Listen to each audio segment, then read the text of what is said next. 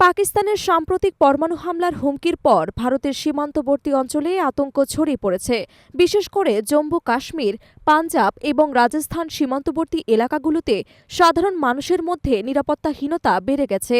এর ফলে বহু জায়গায় দ্রুত বাংকার নির্মাণের কাজ শুরু হয়েছে। প্রতিরক্ষা সূত্র জানাচ্ছে, সীমান্তবর্তী গ্রামের বাসিন্দাদের জন্য কমিউনিটি বাংকার নির্মাণ প্রকল্প ত্বরান্বিত করা হয়েছে।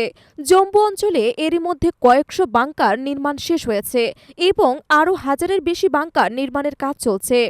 প্রতিটি বাংকার এমনভাবে নির্মিত হয়েছে যাতে একটি পরিবারের সব সদস্য একসঙ্গে আশ্রয় নিতে পারে এবং গোলাগুলির সময় সুরক্ষিত থাকতে পারে।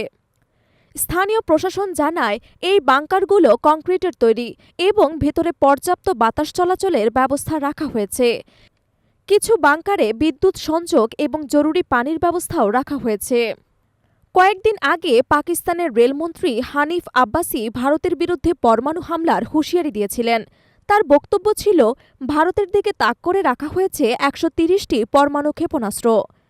এরপর থেকেই সীমান্তবর্তী অঞ্চলে সতর্কতা জারি করে স্থানীয় প্রশাসন। সীমান্তবর্তী বহু গ্রামে মহড়া এবং সতর্কতামূলক ড্রিল পরিচালিত হয়েছে। মানুষকে দ্রুত আশ্রয়স্থলে যাওয়ার প্রশিক্ষণ দেওয়া হচ্ছে। কর্তৃপক্ষের এক কর্মকর্তা বলেন, এই বাংকারগুলো সাধারণ মানুষের প্রাণ বাঁচানোর জন্য গুরুত্বপূর্ণ। সীমান্তের বাসিন্দারা বারবার গোলাগুলির মাঝে পড়ে। এবার আমরা চাই তারা নিরাপদে থাকতে পারুক। স্থানীয়দের মধ্যে আতঙ্ক স্পষ্ট। জম্মুর এক বাসিন্দা বলছিলেন, প্রতিবার যখন উত্তেজনা বাড়ে আমাদের পরিবারকেই সবচেয়ে বেশি ঝুঁকির মধ্যে পড়তে হয়। বাংকারগুলো কিছুটা হলেও নিরাপত্তার আশ্বাস দিচ্ছেন।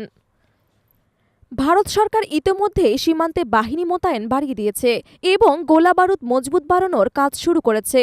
সেনাবাহিনীর তরফ থেকে জানানো হয়েছে, যে কোনো পরিস্থিতি মোকাবিলায় তারা সম্পূর্ণ প্রস্তুত।